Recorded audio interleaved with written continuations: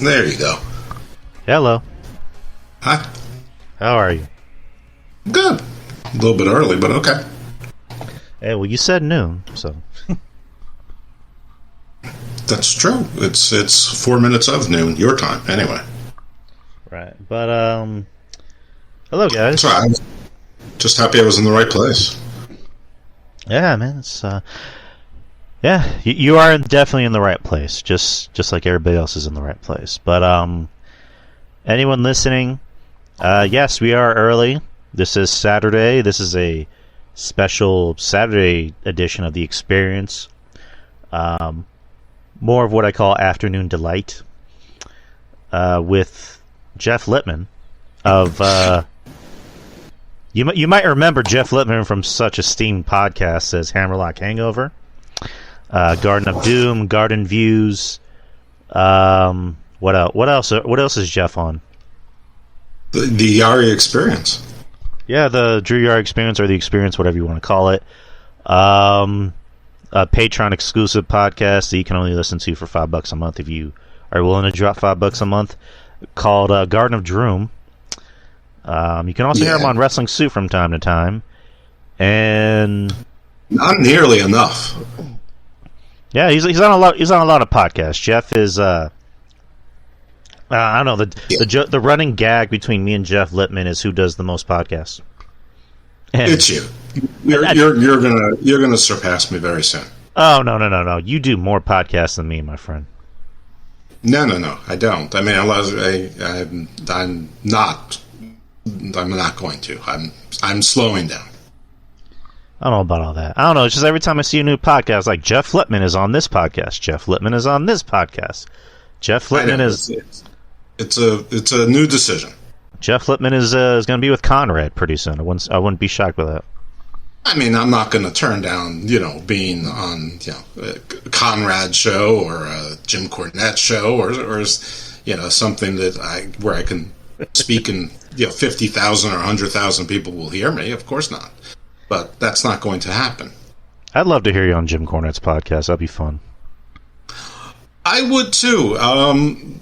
Now, the strange thing is I've never actually listened to Jim Cornette's podcast. I've put on some of the YouTube, like, minis, or sometimes it wasn't even a mini, like rants that got so big I felt like I was compelled to watch them. Or, yeah, well, it's mostly listening to, even though it's on YouTube. But aside from that, I don't really listen to corporate podcasts except for the One Big Lie, which is back in 2014 when I started listening to podcasts, period. The first one I subscribed to, and I wasn't even really watching wrestling at the time, was The Observer, Figure 4 Online, and I subscribed to that, and I never unsubscribed, and that went from one show a day, sometimes two, because they would have the After Dark show, which was basically like the Art Bell, conspiracies and Bigfoot and stuff like that, and Alvarez was doing it. To then I would not get a show, like maybe I'd get 2 shows a year, and then for like 8 months I'd get like 2 shows a day, and some I wanted, some I didn't.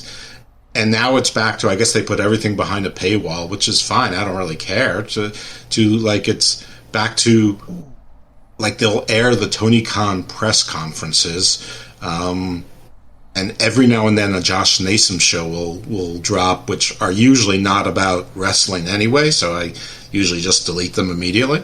But, for a while I was getting the Salcedo, the Matman podcast, Andrew Zarian, We're Live Pal, their daily show with Alvarez and Sempervive or whoever he was working with. And I wouldn't listen to all of them. Oh, and the one I liked the best was the Les Thatcher show. Can't remember his co-host's name, but I liked them both. Whatever drops. Anyway, I don't even know why I'm talking about this, except that, like, I don't listen to Bischoff, I don't listen to Busted Open. I would prefer to support private podcasters, but right. I also want people who aren't being supported by 22,000 patrons, and have corporate backing, and just because of who they are, they're already getting 20,000 listeners. I mean, like Bully Ray or not, I'm sure there's a Bully Ray fan club with 20,000 people in it. They're going to listen to his podcast. I mean, they don't need my help, and anything they say that is interesting enough is going to make its way around the Twitter sphere, and I'll get it anyway. And usually I don't think it's all that interesting. Right. I mean, I'm kind of with you where, like, there was a point where I would always listen to Cornette's podcast, like, in its entirety, like all 3.5, 4 hours of it. But then there got to a point where I'm like, I'd rather listen to Soup. I'd rather listen to Kevin. I'd rather listen to RJ. I'd rather listen to, you, my friends, to see what their takes are, instead of, like you just said, people who it's just like, they're not struggling for money. They have the backing of 20,000, 30,000, 40,000, people on a Patreon paywall or whatever. So at the same time, it's always interesting to hear somebody's point of view. Kind of like with Cornette, where, like, I'll wait for him to drop something of interest. Like if it's his opinion about a match, or like a certain news topic, or a review of a show, I'll listen to it because it's Cornette. He's Cornette. Same thing with like a Bischoff every now and then. But I support my friends regardless. I'll support you, I support RJ, I support Monty, I support Ruben, Soup, of course, Kevin, of course. So those are far more interesting because we're the independents, so to speak, of podcasts, whereas like the Cornettes and Bischoffs are more of the WWE, as in a sense of they're a corporation. Yeah, I feel the same way, and it's not like I'm anti-corporation. It's just they don't need my help, and I sort of feel like I've heard from Cornette for 40 years or so, and I sort of know what his answers are going to be without hearing. I sort of know what his take is going to be without hearing it. And again, anything they say that's of import or of controversy is going to make its way around the Twitter sphere, or be mentioned by the podcast that I listen to also. And, I mean, Soup is in a different category than you or I are, and we sort of are allowed to sit on its coattails, which is great, but Soup is one of the first podcasts I listened to, and certainly one of the first wrestling podcasts I listened to. I mean, like I said, Figure 4 Online was the first one I subscribed to, I had like a really dull job, and the woman who worked next to me, who never sat down, she was standing the whole time. She's like, "How do you do this job without listening to music or something all day long?" I'm like, "I don't know. I just do. It's like I think it would be distracting." She's like, "Well, at least listen to podcasts." I'm like, "You know what? That's not such a bad idea." So I would subscribe to some things at random, and I'm like, "Yeah." I used to watch wrestling religiously. I really don't anymore, but I'm still sort of curious as to what's going on. So maybe I'll listen to a wrestling podcast or two. And then I think the second one was something called Smart Wrestling Fan, which I sort of got sick of after a while. And I think they also got sick of me because they were, I don't know, they were like sort of like California. So, to take that with, everything that goes along with California wrestling, dumb, stereotype, which, I didn't really even know was a thing. And then after that, it was Soup or the DTKC show. I'm not sure in what order, but those were the first two. Solomonster Sounds Off came much later. I mean, it's always was popping up on my suggested. It still does. It's like the first one on my suggested all the time. But it came after a while, and the strange thing is, if somebody said to me, "Listen, I don't really love wrestling, but I want to know what's going on. What's one podcast I should listen to about wrestling, but I don't have a lot of time for it," I'd say, listen to the Solomonster Sounds Off, put it on double speed or 1.5 speed, and, in an hour and a half, you'll hear everything that's going on in wrestling every single week, and you'll have all of the major shows reviewed. The end. You're done with it. But as far as, opinion and an ongoing relationship, I mean, Soup never really felt like a purely wrestling podcast to me. It sounded like two guys who were friends hanging out, like in their dorm room or whatever, and just riffing. And then at some point they get to wrestling. They talk about wrestling. They had a really good rapport, and it felt like I was listening to friends, even though I didn't know them. Now I would call Mish a friend at this point. Joey, I think the first time Joey and I have actually spoken directly to one another was the one time I was on like their Collision Roundtable show, which was probably 7 weeks ago. That is the only time Joey and I have been in the same place at the same time and actually spoke to or around each other. When I was a moderator on the Solomonsters page, Joey sent me some voicemails, and I sent him back some voicemails, so we exchanged communications that way. And one of the reasons I was made moderator is because I think Jason wanted to sort of have some protection for his podcast friends who would get, dragged on his page. Obviously I didn't do a good enough job for anybody, which is, in my business, which is a lawyer, settlements, the definition of a settlement is everybody walks away and nobody walks away completely happy. So I figured I was doing my job well enough. And since I've left, I hear it's only gotten much worse. And so I assume I was doing my job well enough. But Kevin, I've developed a relationship with Kevin. Mostly because I was jealous of your relationship with Kevin, so I wanted to get one of my own. Right. Because I'm a small, petty person. What, you? It's weird. Yes, yeah.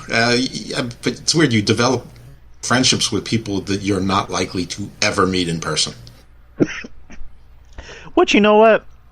I think those are kind of the best relationships in some aspects, because I remember, I think Kevin to this day has never met Don Tony, which I think that's true. Which is just nuts to think about. And I think when someone asked him, "When are you ever going to meet him?" I don't know if maybe he was being serious, maybe he was just joking, maybe it was both. But he replied with, "Hey, keep kayfabe. Why break a good gimmick?" or something like that. I'm like, yeah, you got a point. So, I mean, because I don't think he's being. I'm assuming that was Kevin's answer. I think he was giving you an answer that's close enough. I don't know that they'd be friends in real life, and I don't know that they know that they'd be friends in real life, and why risk it? If you've had a working relationship with someone, off and on, but mostly on. I mean, there was that 2-year hiatus or whatever, and now it seems to be more of a weekly or at least bi-weekly thing. I mean, it seems to be back on the regular, and I'm sure it's a win-win for both of them. Why do anything that could jeopardize it?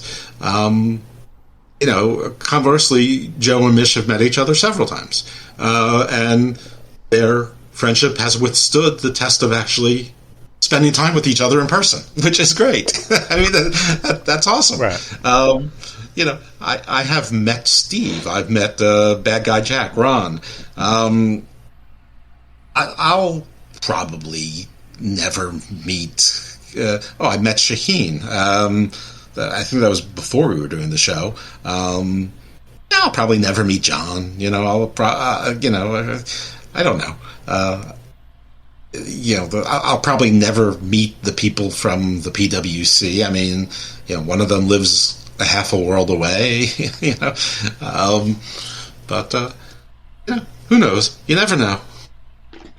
I mean, me and Justin live in the same city, and we've known each other since middle school. So we obviously met each other. Other people. Your show that's one of the reasons I'm on your show, is because there's too much San Antonio representation. Jesus Christ! What do you got against San Antonio, bro? Absolutely nothing. I know almost nothing about it. Right. But I kind of like with you, where it's just like, I'd love to meet everybody. I'd obviously like to meet you. I'd like to meet RJ and Monty and Ruben one of these days. Make a trip to New York one of these days and meet the majority of our friends. Obviously meet, Mish and Joe. Well, Ruben, Monty, and RJ all live in New York, right? RJ lives in South Carolina. Oh, he does? Yeah, well, he was born in New York. He was born in Brooklyn, then he moved when he was 10, and he's lived the majority of his life in South Carolina. Yeah, he's got that Brooklyn, New York accent. Right. He has a mix of that and also that, Southern kind of, swagger about him. Well, he might have the swagger, but his voice is very much the New York, Brooklyn. Listen, I went to college in the South, and Maryland thinks it's South, and even though it's not.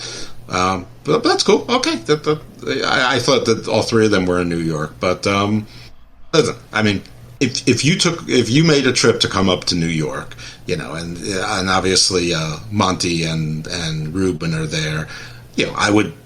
If I could, I would make a trip up from Maryland to New York. It's not a big deal. I mean, I have family in New York anyway, so I could, hit a couple of stops. If RJ could get himself to my part of the woods, I'd drive him the rest of the way. It's really not a big deal. But yeah, it's all interesting. It's I'd make an effort. I always, like the time that Soup had the meetup, I couldn't go for whatever reason, but I always said, and it always seemed like they were going to try to make that like an annual thing. And, I sort of said to myself, I'll go next time. And there hasn't been a next time, but I still say I'll go next time now. Obviously, it won't involve Don Tony. I don't want to meet Don Tony. I mean, I value his wrestling insights, but, I'm not really that interested in meeting him as a person.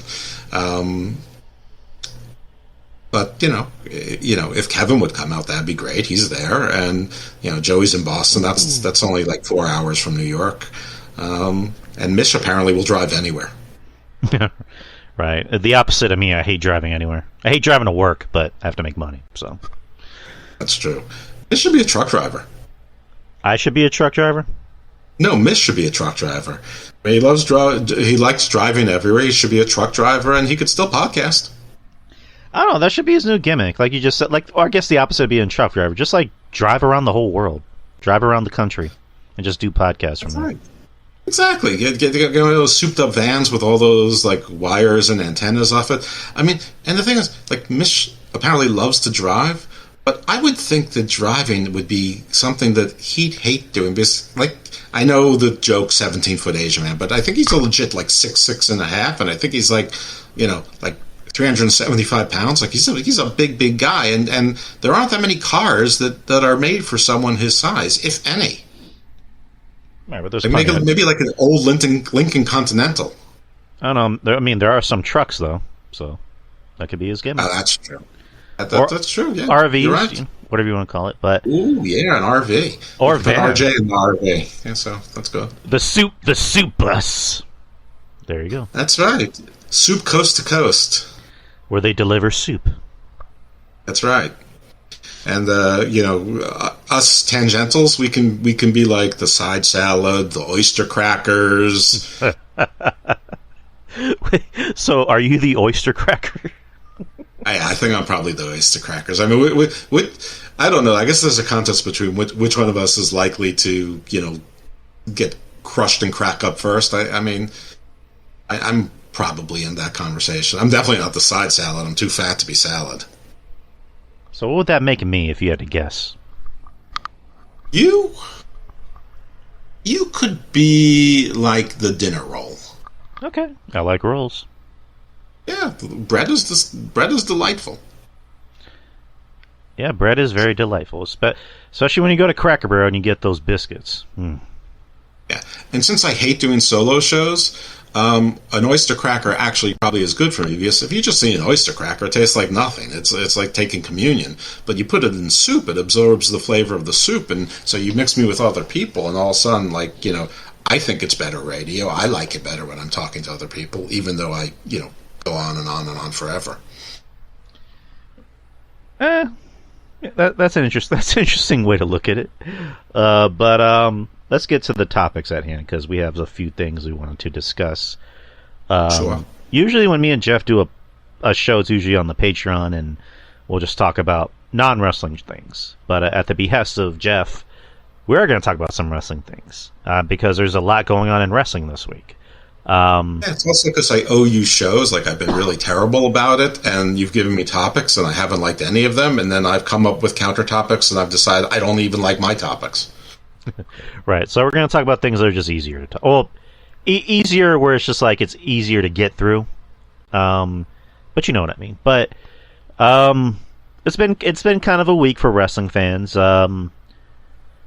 Some good, depending on how you look at it, and then some not so good. Which will go ahead. And some still forthcoming. Right. We'll just talk about the bigger topics at hand before we get to All Out and anything else Jeff wants to bring up.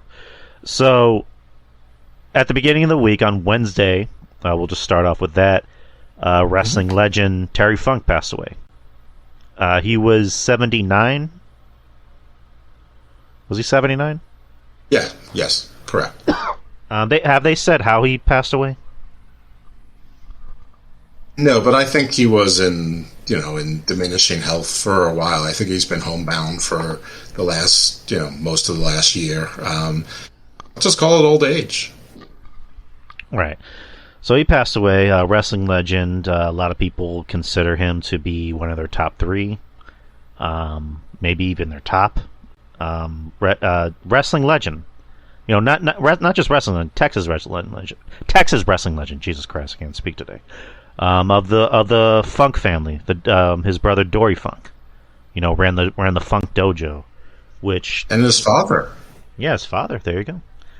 What was his dad's name? I'm blanking. His father was Dory Funk. His brother is Dory Funk Jr.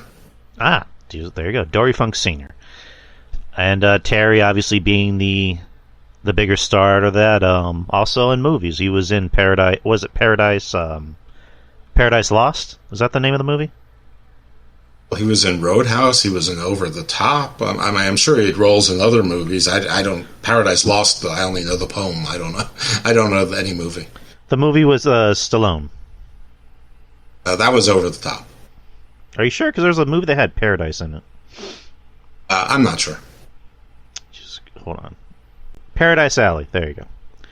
Okay, Paradise Alley. 1978, which is actually produced by Stallone, I believe. So, Stallone is much more of a Renaissance man than people think or know or have it on the forefront of their mind. Anyway, Stallone is not the topic today.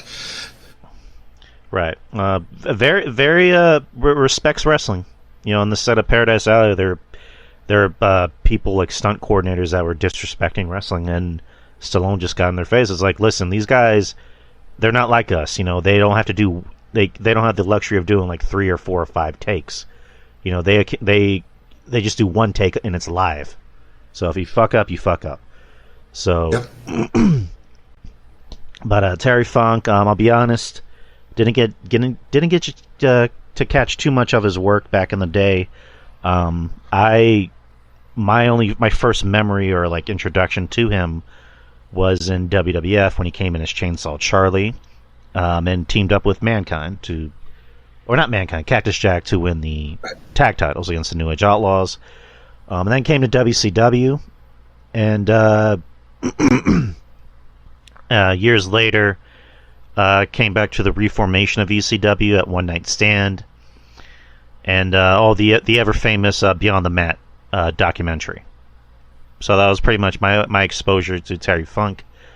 I don't want to sound like I was the biggest fan, but again, respect is given to a guy with this kind of career who's seemed like he was generally liked by everybody. You know, you never hear a bad Terry Funk story. No, not one, and part of it is because of what you alluded to. But you know, obviously, I'm older than you. I'm not going to claim to be the biggest Terry Funk fan or historian either.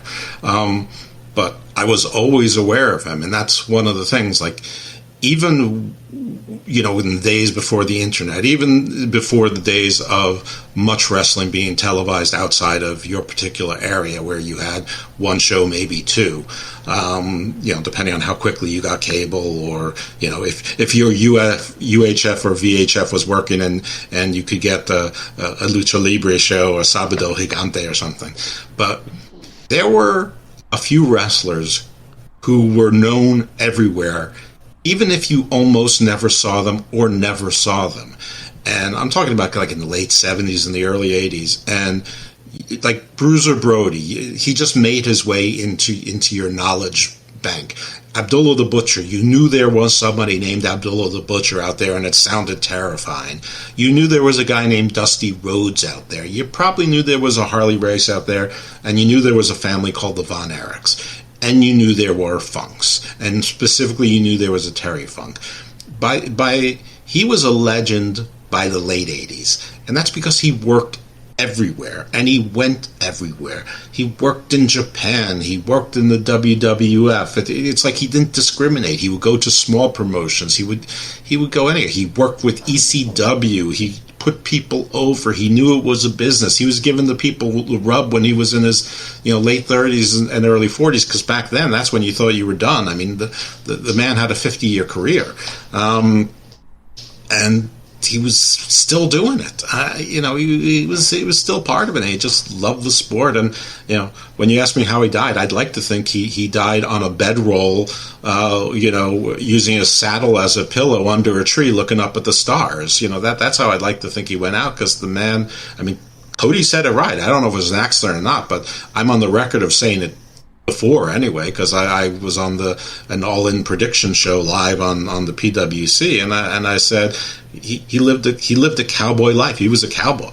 He went out the cowboy way, and he did. He went out the cowboy way, just like John Dutton said on Yellowstone. When the old cowboy died on the trail, that's exactly how he would have died, wanted to die. And I don't know, Terry Funk was a legend. Where now, people are just hitting their stride in their career at that age. It's just it was an amazing sort of perennial figure in it. And you're always sad when somebody dies, but he was 79 and lived a very full 55 of those 79 years, probably a very full 65 of those, probably very full the entirety of his life. I mean, his childhood must have been amazing. And I know he played football, and I know, he went to that university famous for football players and professional wrestlers, especially back then. And, I don't know. He just seems like a guy who lived life exactly how he wanted to, and it worked out better than he ever could have hoped. Like, doing movies and being, doing Hollywood stuff, but not going Hollywood. It's like he never seemed to lose himself. Like Roddy Piper, he did movies, but he never seemed to lose himself. Jesse Ventura, he never seemed to lose himself. I don't think anybody begrudges Batista or The Rock as to their fame and success, But this Batista, he's uber partisan and uber political, and that's fine and dandy. But that's not what you thought of when you thought of doing Batista bombs and beating people up, and The Rock is the consummate businessman. But before he was the consummate obnoxious, funny, basically cool bully. They're not the same. They're not the same guy. But Terry Funk always seemed like he was the same guy. Right, he was genuine. He kind of kept who he was, regardless of any form of media he was in, whether he was in wrestling or whether he was in a movie. He seemed like the same guy. So that's a nice way to put it. He was always a very chill guy in any interview or something. He just always seemed like he didn't have a care in the world, and that he was just happy. He was just happy living on his farm and just being him, being around his family. First of all, I can assure you, Terry Funk didn't live on a farm. He lived on a ranch. Sorry. Yeah, and I mean, even in when did he last wrestle? Probably 7 or 8 years ago. I mean, I'm sure it wasn't the greatest matches, but I know he wrestled when he was 72. So, yeah, and I know that's not particularly unusual, but it's a little unusual. And he wrestled in promotions like GCW, for God's sake. 2017. Yeah, I mean, he did what he wanted. It's. I mean, what a guy. Right, just a man's man. I mean, you're not allowed to say that anymore, or it's frowned on. But he was a man's man. He's just a dude. I mean, and to be in the public eye, even this little world of wrestling and a little bit of Hollywood, for that long, and for no one to be slamming on you ever, amazing. Right. And this news just broke while we were podcasting. Bob Barker passed away at 99. Okay. Very sad. Bob Barker, definitely part of my life. Price is Right. But he's 99. Right, again, but still, he was a part of our lives. It's still one of those things of, man, our childhood's slowly going away. Yes, but that's my childhood has gone away, but it's parts of my adulthood are going away too. But right. That's just the way things are, and that's how we measure life. I mean, listen, 99. I can't be sad about it. Barker surrounded himself with the models. Maybe he had some Vince McMahon tendencies along the way some of the time. Also a guy, through much of his life, adored by the public, and whatever. Price is Right was cool. Good for him. A life well lived. Right. He, again, kind of like Terry Funk, he lived a good life. Rest in peace to Bob Barker. And then, what was that? He's no Betty White, but I mean, Betty White was universally loved. Bob Barker, depending on who you asked, was kind of a player. Or not even kind of. He was a player. A little bit of a player. Yeah, he had some player times. Allegedly, I'm not sure what was verified or wasn't. As you know, I'm very woeful in my celebrity knowledge. Right. And then the very next day after Terry Funk had passed away, the very shocking and unfortunate news that came out was Bray Wyatt, whose birth name was Wyndham Rotunda, passed away at the age of 36. After Triple H posted on his Twitter account, I wonder if I have the tweet. Hold on, let me pull up the tweet real quick. Go for it. Alright, I should already had it up. So that's on me, sorry. Alright, so he put on here. Just received a call from WWE Hall of Famer Mike Rotunda, IRS, who informed us of the tragic news that our WWE family member for life, Wyndham Rotunda, also known as Bray Wyatt, unexpectedly passed away earlier today. Our thoughts are with his family, and we ask that everyone respect their privacy at this time. And he posted that tweet on Thursday, 5:32 p.m. I remember it. I actually just took a shower, and I was just going through my phone, and Ruben Prime actually sent me the tweet. And at first, I'm like, this has got to be a parody account. This can't be real. And sure enough, it was Triple H's actual account, and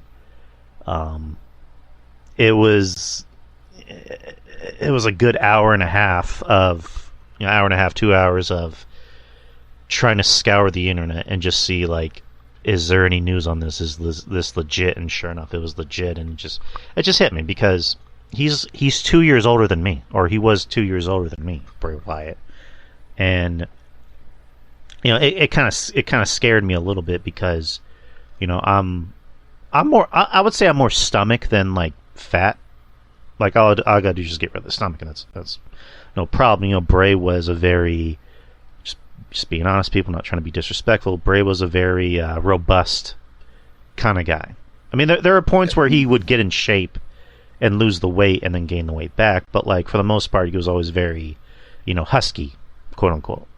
Yeah, but he was big everywhere. I mean, he had a huge neck, huge shoulders, big arms. I mean, you wouldn't want to get into a fight with him unless you knew that he was, a strong exertion away from dropping dead. Right. So, the story came out during Soup, because I listened to Soup talk about it, and Sean Ross Sapp posted a tweet saying that he had permission to post what the official outcome was, which was a heart attack.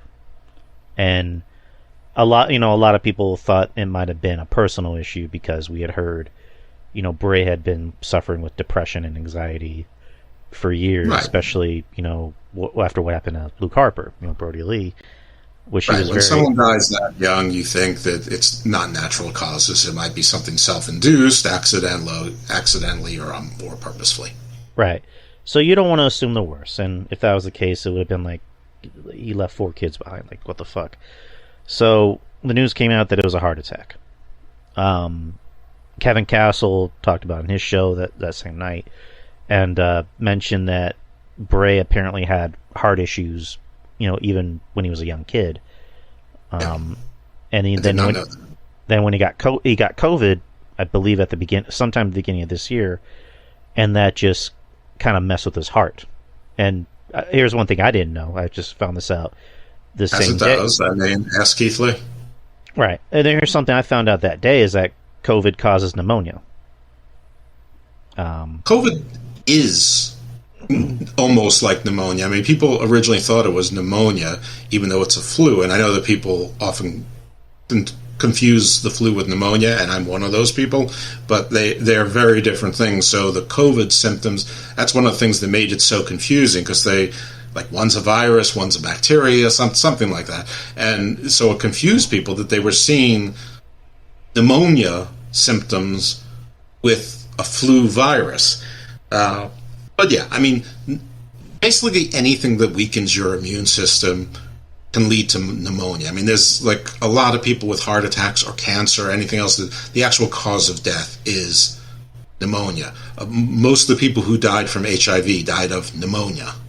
It's just when apparently whatever causes pneumonia, it's sort of always lying in wait for your body to be weakened. Right. But yeah, Bray's last appearance was, I know it was sometime after the Rumble, because he had a in-ring segment with Hit Row, where him and Uncle Howdy took him out. So when was that? Like in February-ish? Probably. I mean, the last I remember seeing it was definitely before WrestleMania. I mean, the last thing I remember him saying was something about Bobby Lashley and yes. Run.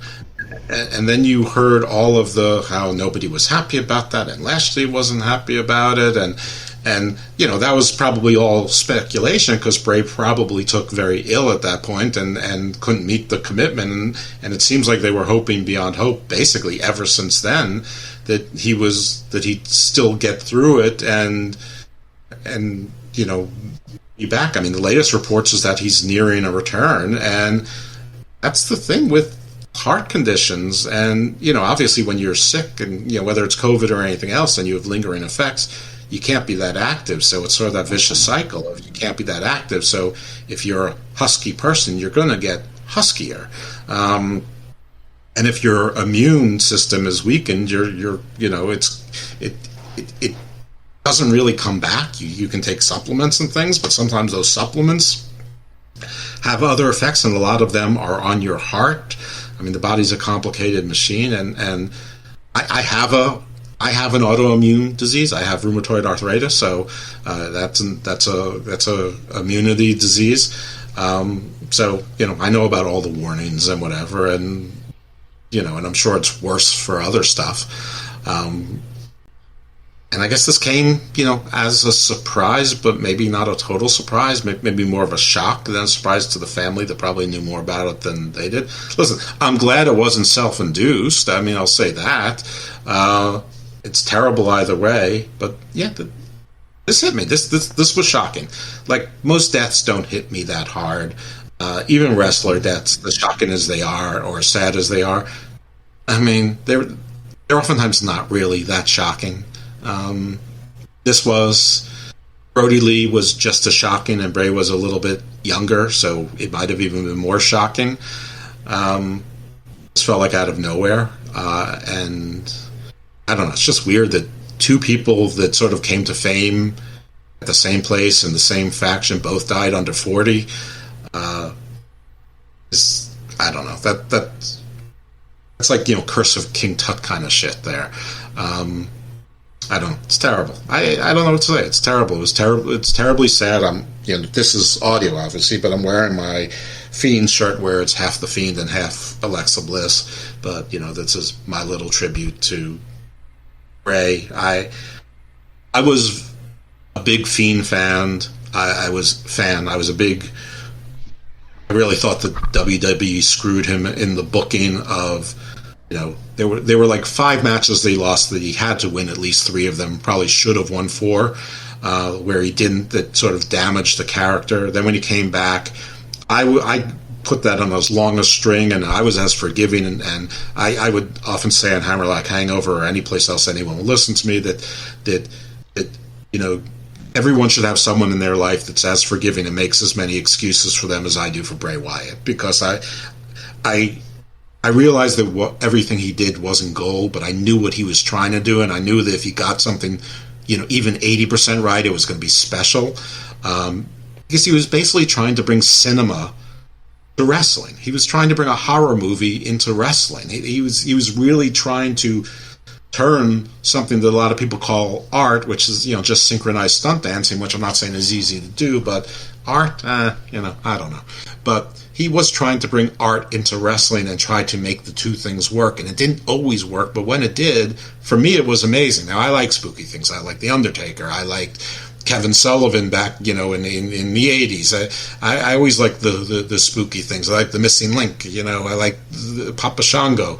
You name it, I liked it. The Boogeyman, So I'm a mark for that kind of thing. And I know a lot of people didn't like it, and it sort of became cool in the last, 10 years to not like, spooky characters, because wrestling fans have been desperate to convince themselves that wrestling is real, which is just the weirdest thing to me. It's like, you and me, we both like comics and superhero movies. I'm not trying to convince myself that Thor and the Hulk and Iron Man are real. I mean, I just enjoy it because it's not real, and that's the kind of unreality I like. And it was the same thing with the Fiend character, and I don't know. It was just sad. The one thing that made me smile last night was seeing Eric Rowan present there and right at Triple H's left shoulder. I don't know if that was just performative or symbolic. I don't know if they're going to give him a job. I don't know if he secretly had a job and they were waiting for Bray to get back for him to be part of the new family. I don't know what it is, but I hope that they hire him and do right by him this time. Yes, I don't know how this guy has not been hired by a wrestling company. He's big. He's good at it. He's worked in AEW, and oftentimes in those matches, he's been the best performer in that. And he's huge. I mean, he's Braun Strowman size. I mean, I know that's not all the. I mean, He's huge and he's good, and apparently he would do anything, including carrying around a mechanical spider. Right. I mean, give the man a job. If you have a place on your roster for frickin' Shanky, then you have a place on your roster for Eric Rowan. Right, he's not a bad promo. He's actually a surprisingly good promo. You know, the first time I heard him talk, I'm like, it's like the scene in Infinity War where Scarlet Witch comes out and like helps out Okoye and Black Widow, and Okoye just goes, "Why has she been up here this whole time?" Like that. That was my reaction to hearing Eric Rowan talk. I'm like, why has he been quiet this whole time? The guy can talk like that. Like that. But I was like, I was happy to see Rowan there. I thought that was a classy move on WWE's part. And just my opinion on Bray, again, I'm just going to be honest. I was always kind of like hot and cold on Bray. Or like I dug the Colt family stuff a lot more. I don't know, just something about that kind of like resonated with me a lot more. And yeah, I do like horror. I do like horror movies and superhero movies. I do kind of feel the same way as you, where it's just like, I think cinematic stuff has a place in wrestling because at the end of the day, it's wrestling. It's like a comic book come to life. And, you know, you have a lot of these like fans that poo-poo all over it because it's like, oh, it's art, it's sport, and like, come on, stop, shut up. But with Bray, it's like, I always liked him. I liked him in the beginning doing the Colt family stuff, and it was just always like piss poor booking with him because it almost seemed like the company was too afraid to pull the trigger on, do we make this guy our next Undertaker? You know, in a sense where he's the big spooky evil man character, whatever. And then he ran into a wall known as John Cena, and it's like, how do you create stars when you're going to do shit like that? And they have John Cena beat him clean as a sheet. And then he just went into this phase of, I'm going to go away for a while, and then I'm going to come back and start shit with somebody for really no apparent reason, but it's going to be interesting even if you don't know what's going on. And then I'm going to lose the feud, and then I'm going to go away and then rinse and repeat.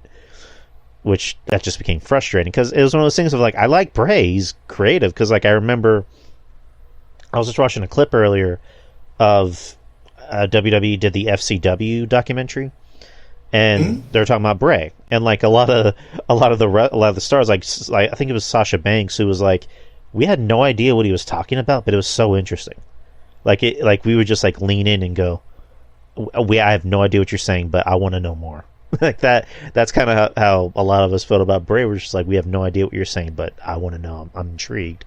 So it was just frustrating on Bray's part, because the guy could work. I mean, the guy was not a terrible worker. He was capable of having good wrestling matches. He worked his matches. He worked his style, and yeah, they were all the same. So what? That's because, you know, in-ring wrestling is great, but it's not. That's not what makes wrestling great. What makes wrestling great is the character and the story. I mean, and yeah, the wall was John Cena. The problem with John Cena, which was not a problem because that was his plan, and it's worked out, 100% perfect for him, and now everyone loves John Cena. But they should have treated Bray like they're treating Roman Reigns now, where, or like they were. He had his army around him, which helped to protect him. I mean, what better army was there than Luke Harper, Eric Rowan, and Braun Strowman? I mean, what was stronger than that? If you needed a little pixadoo, you had Alexa Bliss there. You could have brought Bo Dallas in. You could have done a lot of things. I mean, if you had someone that was struggling, like a Karrion Crosses, you could fit into that, perfectly well, and you could have done in somewhere down the line, like a Rock Farouk kind of thing with who's the leader or whatever. But anyway, I like when you know how you see on Twitter practically every other day someone saying, if there was one wrestler you could spend the day with, who would it be? And my choice is almost always Bray Wyatt, because I think that he and I could talk about shit forever. And I think that some of the things that other people wouldn't understand, I might understand just enough, or understand completely. And I just think that I just think that we would have had a great time, and people know I've a little. Go ahead. You say that's kind of funny because like him and Bo were like heavily into like Bigfoot and other shit like that. Like that was kind of his shtick. So and you have Garden of Doom, so it's like he would have been I would think Garden of Doom would have been right up his alley as far as like topics. Yeah. Yeah, I mean, and I was just about to get into that in a roundabout way. Is that I sort of have a little relationship with PJ Black, Justin Gabriel, and him and BRAY are extremely close, and they're both interested in the same things, or were. So I I haven't talked to PJ in about a year. This last night, I don't know. It sort of felt like it was like listen, fella, don't call me, I'll call you. I'm probably exaggerating, but that's sort of what it felt like. But I sent him a condolence note. It's like, I know that you lost someone who's very close to you, condolences. And he sent right away, like, it took 5 seconds. Thank you, my friends, so, which was nice. But, I just followed with a thumbs up. I don't want to bother the guy. But they were definitely interested in the same thing. And I had asked PJ a couple times to see if BRAY would, maybe come on the show and he could use a pseudonym and whatever. And he's like, when he was in WWE, obviously that was never an option. But when he wasn't with WWE, it was a bit of an option. And PJ's like, nah, he can't. And the reasons he gave me were never his health, but apparently his health must have had something to do with it. But I think also, being that he now had young kids and he was married, I don't think he wanted that sort of stuff out there in the universe. Right. But continuing, it wasn't just the Bigfoot stuff. It was sort of, it was more Garden of Doomy than just the sort of the souvenir tourist stuff like Loch Ness Monster and Bigfoot. That would have been an interesting show. And you could tell he was a big horror guy too, just by a lot of his gimmicks. And then I think he was actually gonna write a horror movie, or in the process of doing a horror movie.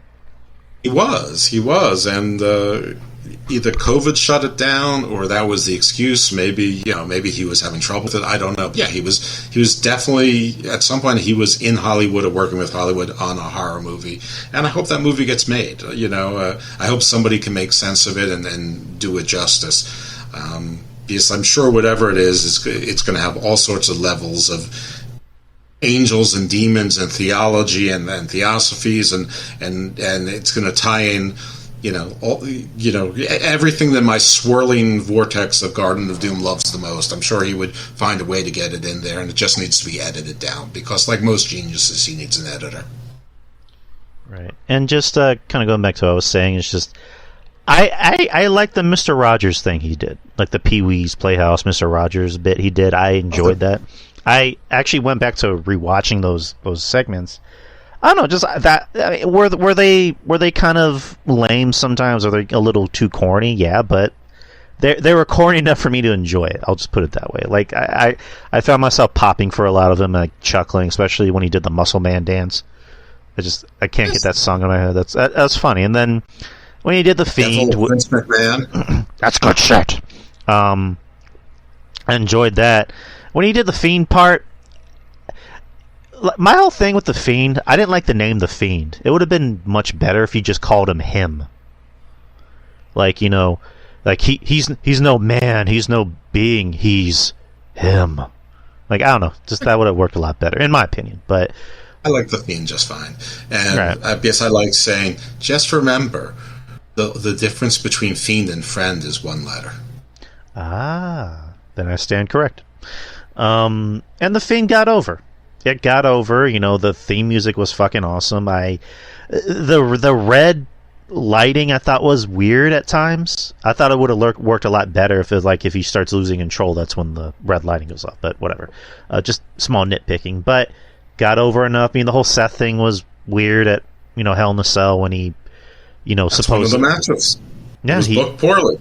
Yeah, booked poorly, like in Hell in a Cell, where it's just like he hits him with the large Harley Quinn, mallet, and I think it was actually Halloween Day at Saudi Arabia, at the Saudi Arabian show, Fiend beat him and won the title, and you were thinking, okay, we're probably going to get Fiend and Roman at Mania. I think even Roman said the same thing. I'd rather face Bray Wyatt at Mania than Goldberg. And then what happened, Jeff? Goldberg. Yep. Which I covered that day, and I was laughing hysterically, not because I thought it was funny, but because This was that bad. It was bad. It was that bad. I mean, Goldberg was the Seth match and the Goldberg match were two of the three of the unholy triumvirate of sins committed against the Fiend. The third was him losing an Inferno match to Randy Orton. That was ridiculous. Those three things killed that character forever. I would argue that there were a couple of other matches that he should have won. The Swamp match with Braun Strowman, he should have won that as opposed to being killed, and then, sort of like the horror movie end of him, you see that he's still maybe alive under the water, just drowned. That one, though, I can almost forgive, because that was like a horror movie. That one, I think, was just tarnishing, not devastating. I can't even remember what the fifth one is at the moment, because I do. It was SummerSlam. It was when Roman came back. I didn't mind when Roman came back and beat them both up, because the Roman coming back thing was so extraordinary. But I think it was one match that he... Oh, wait. WrestleMania. There he goes. When he came out of the giant box. Is that not the Inferno match? That was after the Inferno match. Okay, yeah, that might be it also. Yeah, that was terrible. And there was probably one time they lost to Roman before with this iteration of Roman, which was, it was like Seth and Roman. It was just like, come on, we don't need those guys, or at least they should work harder for it. They have to chase like they're doing with Cody now. He really has to work for it. He's got to, and it's not just he has to really work for it once. He's got to work for it now into year two. He's got to really work for it. That's what they should have done. If you're going to beat the monster, and this monster that's got hooligans, basically you got sub monsters, demi monsters with him.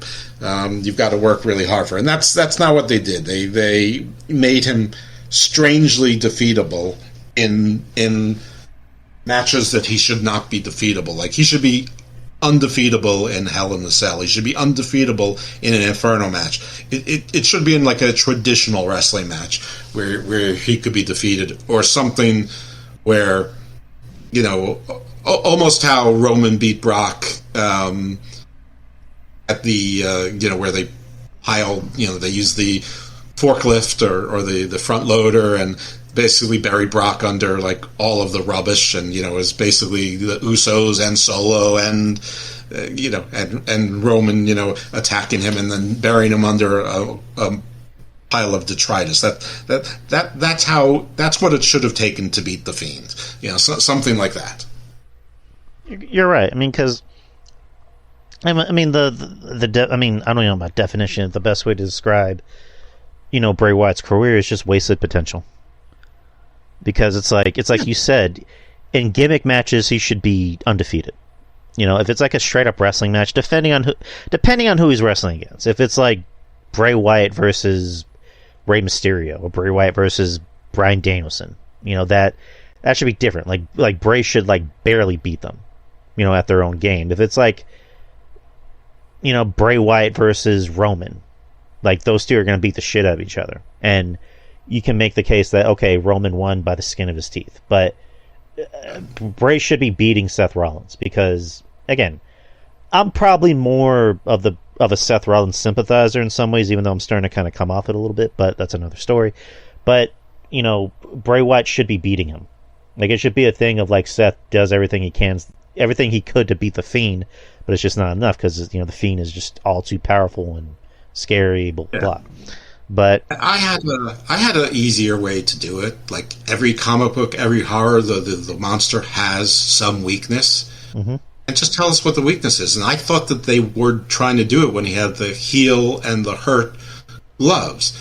And if you took his gloves off, or you took the heal glove off, he could no longer heal from anything. So the way to beat him was to try to drag that glove off, and once every 5 or 6 pay-per-view matches, somebody would succeed in doing that, and then about 1 out of 3 times they do that and they'd still manage to win, or 2 out of 3 times the Fiend would still win because he could still hurt, or if you got both gloves off or whatever, or if somehow you put them on your own hand, then you sort of got a transfer. And I know people would have hated that because that's woo woo and magic stuff, and it's not cool to like that, but I would have liked it, and I think it would have worked for the mainstream audience. Anyway, I don't really want to talk about the character anymore because a real man died. I just want, and I know that Bray Wyatt has never listened to me on radio or any show or anything like that, but I want to apologize to Wyndham Rotunda because after Bobby Lashley didn't make it to WrestleMania, I actually believed it was either he was out of shape or he was depressed, but not depressed he couldn't have, like he didn't like.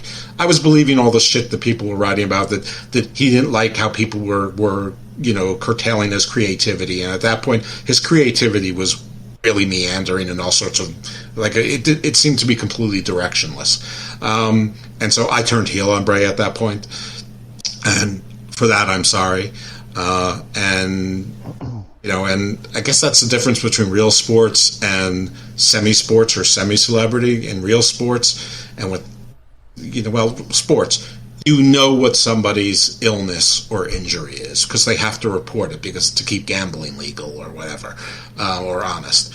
In wrestling, they don't have to. So the dirt sheets can write whatever they want, and no matter what you try to do, if you hear something for long enough from enough different sources, it's going to make an impact on you. And I feel bad about that, and just know for most of his career I was a giant supporter and found him to be a fascinating human being, wanted to know him I don't want to meet most wrestlers. I don't care. I mean, I've met some, and some have been delightful, some have been regular guys, some have been jerks, some have been in between. I mean, I don't really care. I'm not starstruck that way, but I would have, if there were two, I would have loved to have spent the day with Bray, and I'm convinced that we could have been friends. Right. And just before we get to SmackDown, I just kind of want to just say kind of like what you just said, with the Bray criticisms, I never try to make it personal.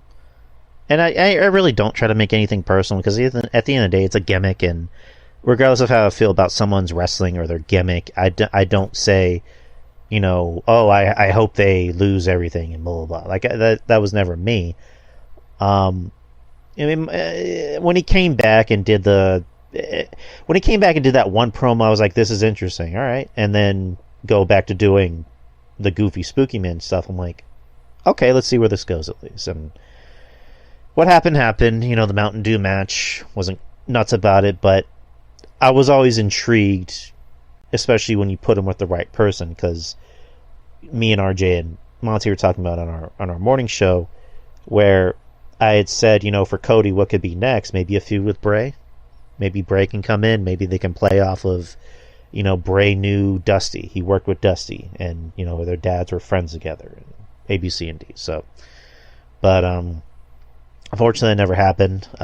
Would have been nice if it did, but R.I.P. to Bray. R.I.P. to Bray. Thoughts and prayers to his family. And WWE's doing the right thing, and they're donating any money that's made off of his merchandise to the family. They're helping out the family, so good on WWE for doing that. And hopefully they had life insurance, meaning the family. I mean, and anybody that's that young and had a congenital heart defect for that long, hopefully had term insurance that was cheap, and hopefully that they've got a nice large life insurance policy. And he was a wealthy man, and I hope they invested well and things like that. But I think it's great that all the proceeds are going to the family, and I hope it's just gravy that the family doesn't need it, because that's I'm pretty consistent in that wrestlers need to make money.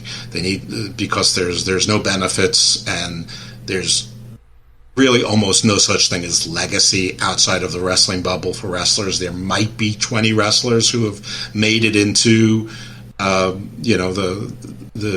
common sphere, the general public, and most of them are old or dead, as it is. I'm not sure that there's any that are active, unless you count John Cena as active. I'm not even sure that most of the people who know John Cena know that he was a wrestler. I think they do. I use my parents as a gauge. They are aware that John Cena was a wrestler. But my 19-year-old son did not know that The Rock was a wrestler. They didn't know Dwayne Johnson was a wrestler. I'm the one who had to tell him that. Nobody knows who Dave Bautista is. They see him and they know him, but they don't know who they don't know the name Dave Bautista, and they don't know that he was a wrestler. It's still Roddy Piper, Randy Savage, Hulk Hogan, Ric Flair's made it lately. Andre, obviously. There's probably a few others, but that's sort of it. Right. So let's get to SmackDown.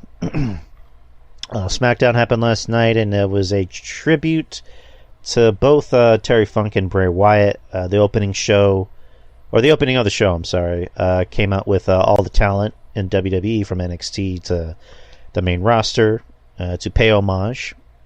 And Michael Cole opened the show with a 10-bell salute and a tribute video to Bray, which was good. WWE is always very good when it comes to video packages. And then, like Maurice is saying, classy move on WWE's part for inviting Eric Rowan to the tribute show, where he was front and center with Braun Strowman next to Triple H. Triple H just seemed like he was very fond of Bray. Like, you would always see photos of him and Bray hanging out, going to shows together. I think there's a photo of him and Bray taking a picture with Chris Angel's son, the magician, whatever his name is. But Triple H obviously had had a lot of fondness for Bray. He's one of his NXT kids. So, classy move on WWE's part. The rest of the show was enjoyable. The women's championship match. Why am I blanking? Io Shirai, the champion, versus Zelina Vega. That was a fun match. Wasn't amazing, but it was a pretty fun match between the two. Io won, of course. And then you had Cody Rhodes to come out and give a eulogy for mainly Terry Funk, but also Bray, talking about the history that Terry had with his father, Dusty. And like you just mentioned, Cody said if there's anyone that's actually a cowboy, it's Terry Funk and Bray. Like, they fit the moniker of what a cowboy is. To which he went on to introduce a Terry Funk hardcore match between the Street Profits and the Brawling Brutes, which the match itself wasn't terrible, but it's just like, this is a hardcore match? It wasn't a hardcore match. So I mean, it was maybe a no DQ match of moderate violence. Right. Again, the match itself was fine. It was fine, but yeah, whatever. But you had Rey Mysterio versus Grayson Waller, non-title match. Terry Funk would have eaten that match for his breakfast. Yeah, exactly. Rey Mysterio versus Grayson Waller, non-title match. Rey wins. Grayson Waller cannot fucking wrestle. I have a hard time realizing what his gimmick is. Forget about his gimmick. And this is weird coming from me, because his gimmick is just a jerk. I mean, his gimmick is he wants to pretend he's Logan Paul. That's his gimmick.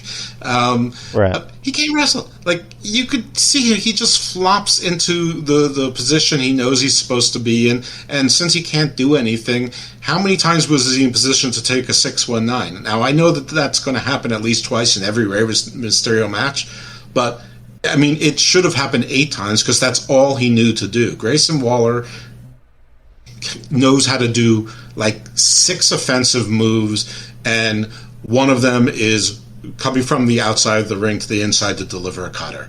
And he's willing to, to jump off of high places and flop on his elbow or whatever. But he's not a wrestler, and he's not that interesting a personality. He does have a punchable face, I'll give him that. But I am not a Grayson Waller believer.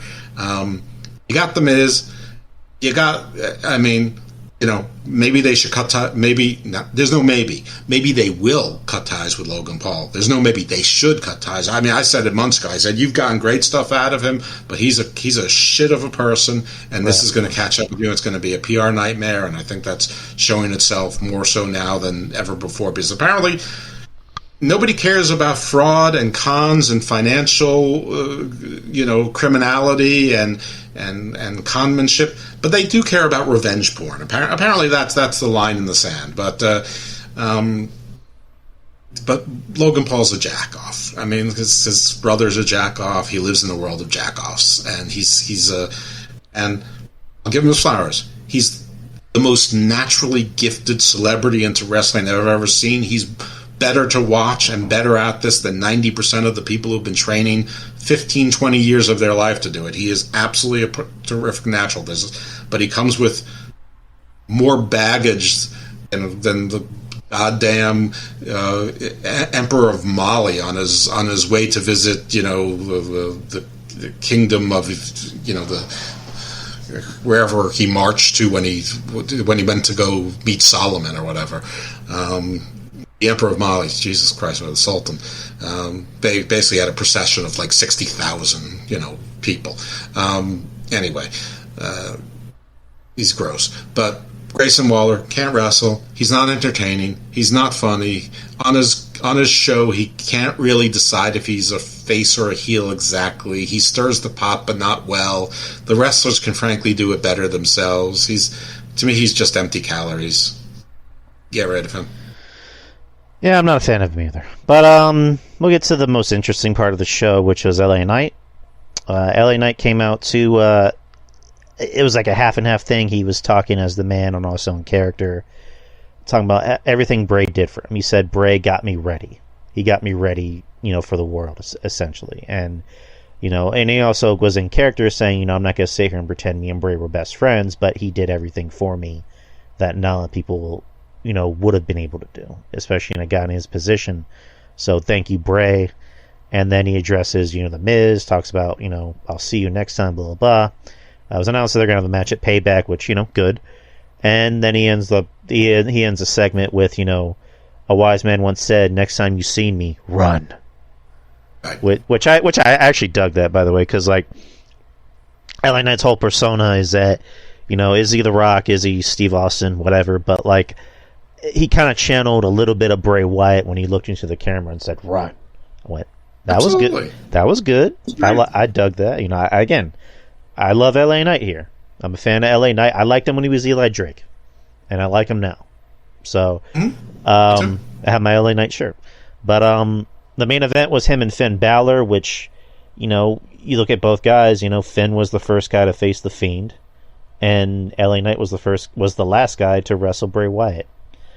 And it was a good match. It was a really good match between both guys, and I liked how they just let these guys go out there and work. Because my kind of fear was that, they're still doing a memorial show, but they're still at the same time going with a lot of programs that they have going currently without making it look too offensive or disruptive. So my worry was that, is The Miz going to come out and cost them the match and make it all about them? But no, they let these guys wrestle, and LA Knight went over clean as a sheet, which at this point might be his biggest victory on the main roster. I'd argue beating Rey Mysterio twice was bigger, but yeah, I get it. All right, yeah, fair enough. So, won the match, celebrates, and then the show ends with the lights going out and the lantern in the middle of the ring, showing Bray on the Titantron. And just, the show closes with the lantern. They had 12,000 or whatever thousand number of people who bought tickets to see a live show and not a memorial show. No, I get you. So they had to strive for a balance, and I think they struck that balance almost exactly perfectly. No, I agree with you. Yeah. So I have no issues with it. I thought the tributes were beautiful. I thought that the continuing montages during the show, if anything, were a little bit short. But aside from that, I think it was wise to defer the Jimmy Uso return. That was fine. That could wait for another week. That, if anything, the Bloodline probably could use a little breathing space, and probably they could use some time to think about it and fine tune it a little bit. And again, like the big question now is, should we continue to see the Uncle Howdy story unfold? I'm not sure. I mean, it'd be goofy if it's just dropped, but it should only go forward if there's a real story behind it and there's going to be success flowing from it. So I don't know if they want to... Listen, I keep trying to shoehorn this guy into anything just because I want there to be some success for him, and I think that he's been sort of a flop, and I don't understand how. But if it... I mean, I think that you can't have a successful faction based around Bo Dallas. I'm sorry, he's just not... I know he's like a NXT kind of indie wrestling darling type, but that's not what succeeds on the big stage. But he can be part of it. Mm-hmm. But I think this can be what Karrion Kross picks up, and give him Eric Rowan, and maybe some other sort of characters that that like Kevin Sullivan would come up with, or that Bray Wyatt would come up with. I mean, I don't know what's going on with Bronson Reed, but he, if you turned him into something mean and vicious, he could fit in that. I guess you don't want to make your faction too powerful, but maybe it's too powerful for 10 months and then people catch up to it. I don't know, but they're Dexter Lumis, who's doing nothing, I think would fit in really well with sort of like a almost like a Misfits that you take seriously, though. And I think that Scarlett, adds equity to everything. Just the way she looks, she can talk, she can do the spooky stuff, she can be the witch. I heard something, I think it was Kevin who said that they were talking about Isla Dawn and Alba Fire being attached to Scarlett. I'm all for that. I don't see why a faction should only be men and women. Why not both? Why not try to get success on both sides of things? In both divisions. Why not? Why not try to get success, get those tag team championships, and then you have success. Then there's a reason for you to be on Raw, SmackDown, and NXT, and at any pay-per-view. So I do that, but there needs to be a story, like somebody who understood Bray's vision needs to write something and figure it out, and then Triple H or or whomever need to be a part of it and say, okay, this is our plan for the next 18 months, and here's the success for the next 10, and then here's going to be the failure, and then here's how you come back. Because people always like, when the faction loses, oh my God, it's over. No, that's not how it's over. The NWO won, lost, won again. The Horsemen won, lost, won again, lost again, won again. I mean, and they still lasted. It's like everyone's like, when the Roman Empire is over, it's over. No, it doesn't have to be. I mean, what is this? I don't understand wrestling fans these days. They're like, they have nothing left to do in this promotion. The fuck are you talking about? If someone didn't have anything left to do in this promotion, we would never have a 16-time world champion. We would never have 10-time world champions. You'd never have the Briscoes having their 13-time championship hats. I mean, you would never have any of these legends. You would never have any of these title runs. I mean, it's like, that's history. It's not history that you got a title in Impact and New Japan Strong and CMLL. That might be history to like 40,000 wrestling fans around the world. But if you want 40 million people to know who you are over generations, then you gotta be Ric Flair or John Cena. Right. Yeah, I mean the faction thing I'm fine with. And also gives, again, I think this is probably the best thing for Cross right now is give him a faction, make him seem more interesting with people around him. Because most people, they're a lot more interesting when they have people to bounce ideas off of, or just to bounce shit off of. Like The Miz, for example. The Miz has always been more interesting when he has somebody to work with. Whether it be Alex Riley or Mizdow or even his wife, John Or Morrison. John Morrison. Him and John Morrison worked together beautifully. How they released John Morrison and Swerve. I mean, it's just, and to see what those two poor guys are doing now. Yeah. I don't know. People keep saying Swerve was on the best run of his career. No, he isn't. No, he isn't. I mean, I love Swerve. I love Swerve. He exists to lose to Darby Allin and now Nick Wayne. And Sting. And soon to be AR Fox. But anyways, like you just mentioned, can't say it enough. R.I.P. Bray Wyatt. WWE did a good job. The memorial show was great, and LA Knight, great promo, great way to end the show. Just people help out that family. Buy their merch, help them out. See how anyone can help out. Any form of money, any merch can help. That's the best way I'll put it. But what else do you want to talk about before we talk about All In?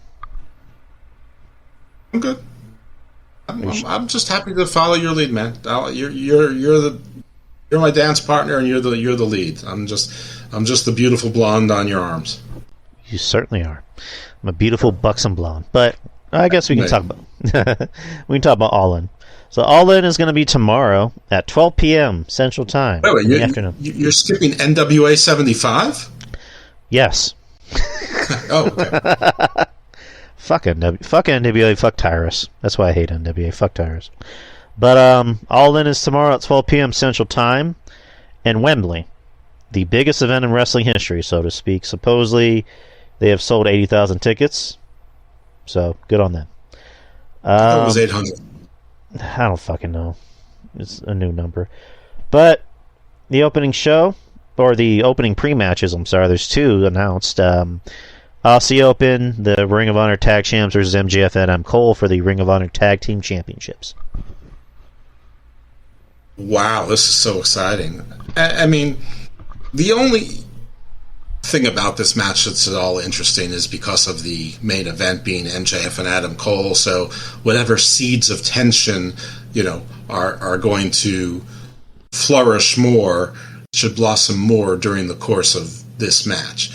There is as close to zero chance as I want to say without saying zero chance that either MJF or Adam Cole are going to be working Ring of Honor, which is lower than Rampage, and are going to defend these belts against teams that nobody else knows exist, like defend against the Boys, for example.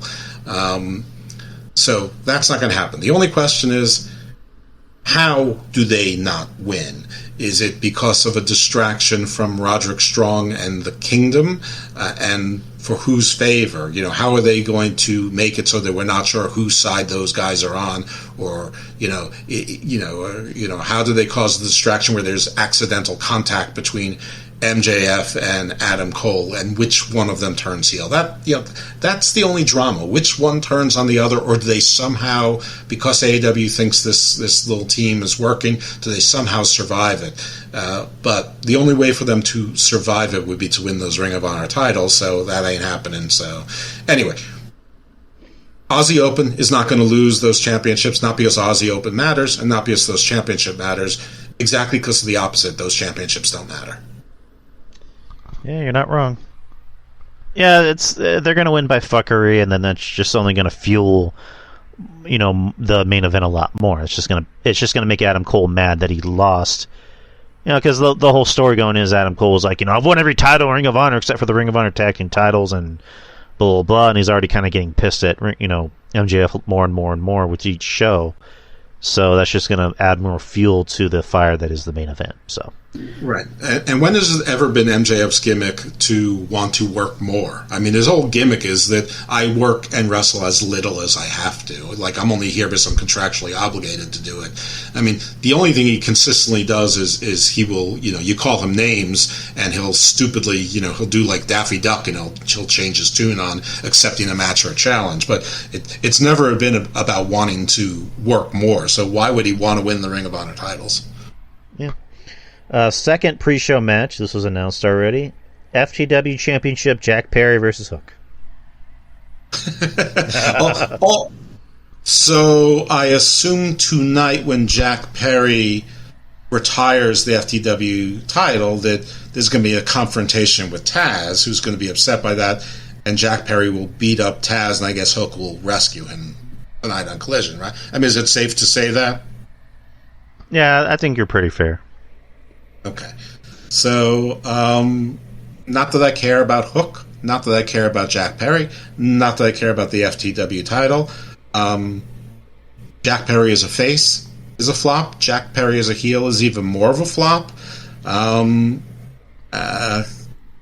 So I'm going to say Hook regains this championship because fuck it, AEW, but maybe there'll be a rematch next week and Jack Perry will get it back at All Out because they have to book a pay-per-view that's in 7 days, so you might as well just do a Backlash kind of thing where you have some rematches. So yeah, let's go with that. I'll go with Hook winning, regaining the FTW title, or Hook winning, but maybe he doesn't get the title. Maybe he wins by a count out or some sort of DQ, something like that. I'll go with that because I don't care. I'm not. You know what? I'm gonna stick with my Hook wins. Tony doesn't like DQs and major cards, and I think he's gonna want to have some title changes so that the 84,000 people, of which I'm still convinced at least half of are imaginary, will go away happy.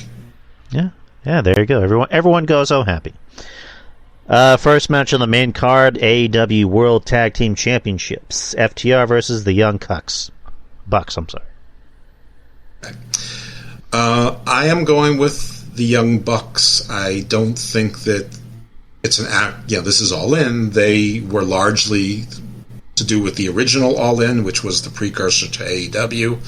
I don't think that they can resist booking themselves to win in front of the largest attending audience, allegedly, in wrestling history or modern wrestling history or international major wrestling, whatever the caveats or qualifiers are. I don't think that they can resist winning and solidifying their legacy in their company, and I don't think Tony can deny them much. I feel like they've paid their penance by being suspended, by being in the trios division, by losing the trios division titles and not regaining them to House of Black.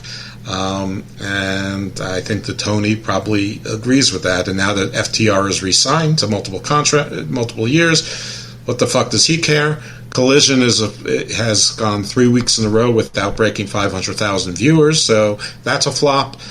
So why not? He's going to go with his little friends, the Bucks, and they're going to win. And the fact that Mullet got himself arrested and didn't tell Tony Khan until it went public, which is pretty clear from his evading the answer at the press conference.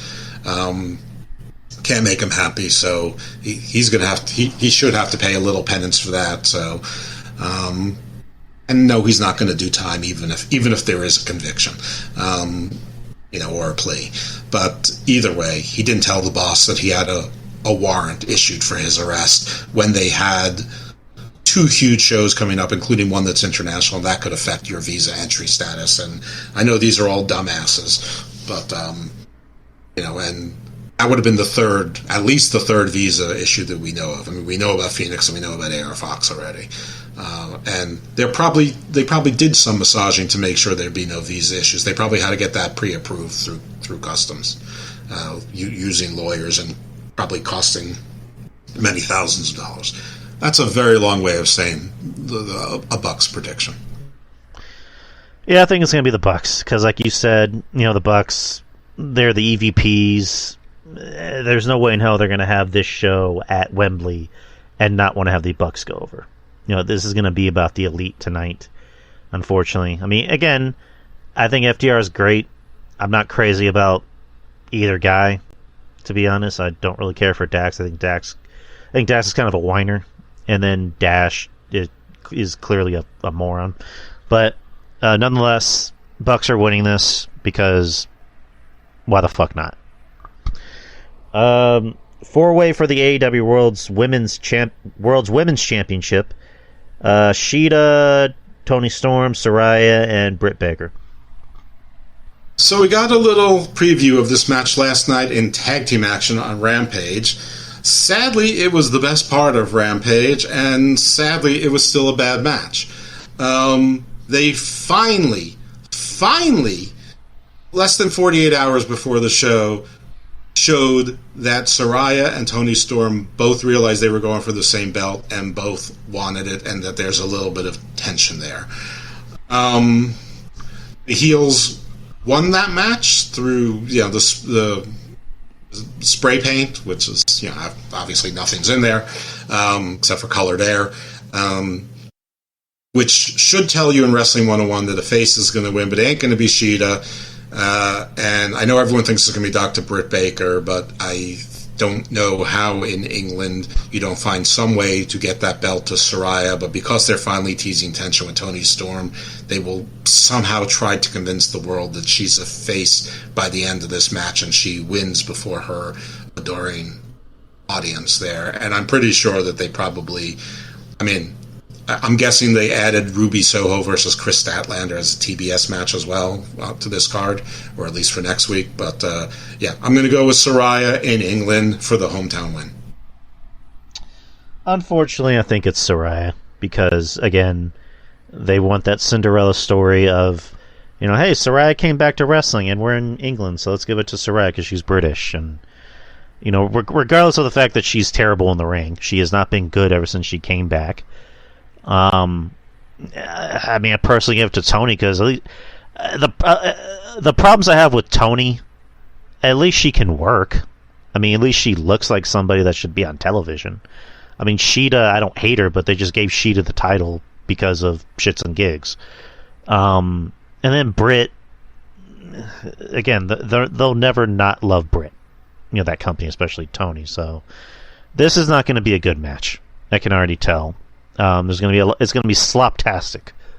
I'll describe it as that. But I think Saraya's going to win, unfortunately. Yeah, the only thing that counters that is that they've been making a concerted effort to make sure all the title holders are sort of either AEW originals or AEW diehards. But I think they made a big deal of saying that Saraya's been here a year now, and like you said, it's England. Like I said, it's England. If I'm wrong and it's Britt Baker, will I be shocked? No, of course not. I agree with you. Toni Storm is the best wrestler in the bunch, and Shida is a perfectly fine wrestler, but there's nothing interesting to her, and it's not like she's Asuka great. She's just among the AEW women's division, she's one of their top 5 wrestlers for sure. But in that top 5 might also be Ruby Soho, for God's sake. But this is not going to be a great match, and there's probably no need to talk about it more. All right. Next is a coffin match: Darby Allin and Sting versus Swerve Strickland and Christian Cage. Yeah, because AR Fox couldn't go to England. I wonder why that is. Anyway, Sting doesn't lose pay-per-view matches. The end. All right, what else can we say? Next match, 6-man tag. The Golden Elite, Kota Ibushi, Kenny Omega, and Hangman Adam Page versus Takeshita, Bullet Club Gold. So ever since Takeshita has joined the Don Callis family, the only thing that's new about him is he wears a 3/4 length black leather jacket and puts his hair in a ponytail. He still seems to be the group pin eater. I'm not sure he's actually had a proper wrestling match since that time. We learned earlier this week that Don Callis hired Bullet Club Gold to attack Kenny Omega. It would have been nice if we learned that beforehand, or saw that beforehand, or learned it, 2 weeks ago as opposed to 2 days ago. Not that the mercenary thing hasn't been overplayed in AEW in its short 4 years. This team of heels, there's nothing binding them together. Bullet Club Gold is on Collision, which is the unfavored show. On Collision, they're booked entirely differently than they're booked on the other shows. They just get along with the other guys well enough that they can work both.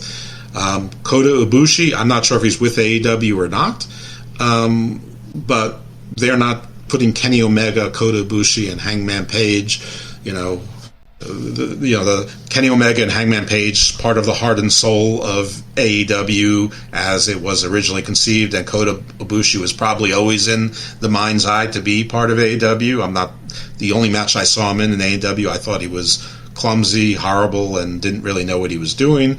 But I give a bit of a pass on that because it was a 10-man, war game style match in the double cage matches. So, that's really not the best place for you to have your first match back after a year and a half. But he also, for me, he looked like he was in shape, but for him, he didn't look like he was in shape. He was ripped before, and now he's just looked like a guy who used to be ripped, but is still, a big little guy. Anyway, face is high on this one. There's no reason for that other team to be together. There may be some sort of big beatdown afterwards, which sets up, Omega Jay White rivalry, which is fine.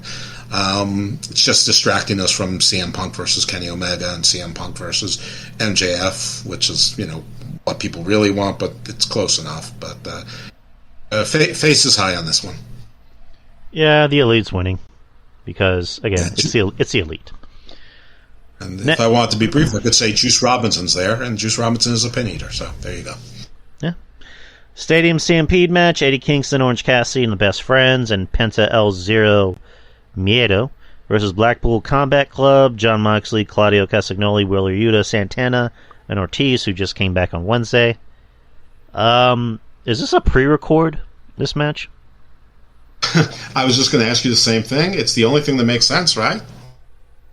Yeah, usually the Stadium Stampede matches in the past have been pre-recorded, so I'm assuming this is pre-recorded. I mean, the talent's already in London right now, so maybe they're filming it already? I don't know, but they announced it because the video game just announced that they're putting Stadium Stampede on the video game, so cool, I guess. But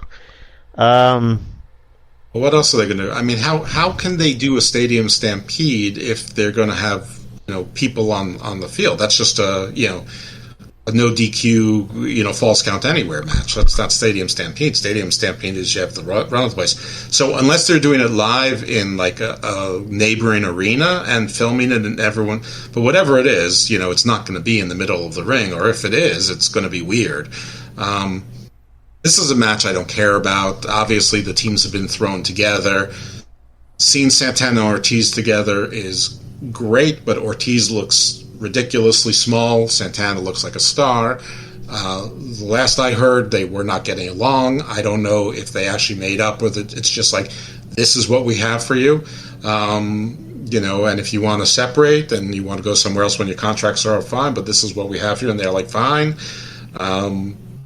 Whatever it is, since none of this makes sense, and because Phoenix isn't there, and because the Best Friends are losers, and Chuck Taylor is there, you got to go with the BCC on this one. Yeah, I have zero interest in this match.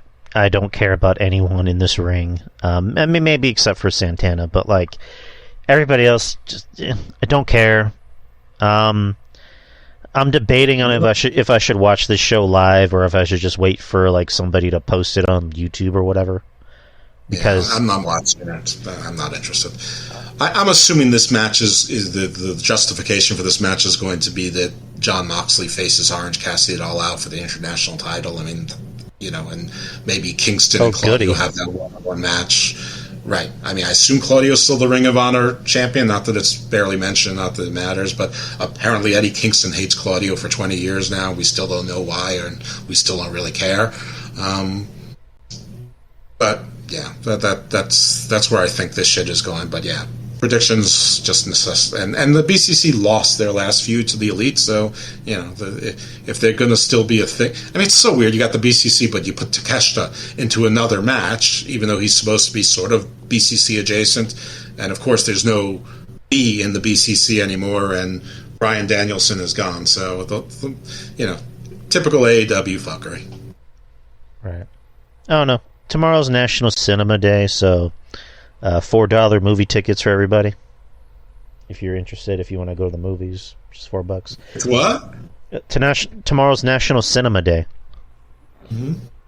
And I don't know what theaters you have where you're at, but Regal, AMC, only $4 to go see a movie. Okay. Well, The Flash is on Max, so I'll watch that tonight. All right. Have fun at with home that. For nothing. Yeah, at home for nothing. Have fun with that. Next match is Will Ospreay versus Chris Jericho. Here's another match I cared nothing about. I mean, absolutely nothing. Nothing whatsoever. I usually go with, if the guy doesn't work for the company, he's going to lose. But the one thing about AEW is that they haven't shown that consistently. Also, the guy who usually turns from face to heel or from heel to face usually starts winning. That's Jericho, but it's not even clear he's exactly the face in this. It's been so awkward. We're not really sure that he's a face in it. But I do think that AEW has its sights set on Will Ospreay, and I think that Will Ospreay actually does think he's best in the world, and that by having booked wins against Omega, Okada, and Jericho in 90 days or whatever the span is, he said, matters. And it does matter to those same 40,000 people that would care about winning titles and multiple promotions that I talked about 6 days ago when we started the show. So I'm going to go with Ospreay, and I think it's because Sammy Guevara is finally going to turn on Jericho, which is something that should have happened before they did that Four Pillars story. They should have had Sammy Guevara win that feud before they went on with that. So I think Sammy Guevara will finally turn on Chris Jericho, and although he'll probably be the heel in it, and that will protect Chris Jericho. Not that at 54 or whatever it is he should need protection, but he probably feels he does. And I'm sure he's feeling extra angry because Tony Khan said if I disappeared from Earth, that my dad should put Bryan Danielson in charge instead of not Kenny Omega, not the Bucks, not Chris Jericho, so not QT Marshall. So I'm sure their panties are all upset, and I'm sure Dustin Rhodes somehow has a way to be upset about that too. But yeah, Ospreay, and that's what. See, I don't just give predictions. I give my thought process behind it, which I don't know if that's a good thing or a bad thing. Yeah, Ospreay's going to have to carry Jericho in this match, and that's going to be painful to watch. Is he big enough to do that? Is he strong enough to do it?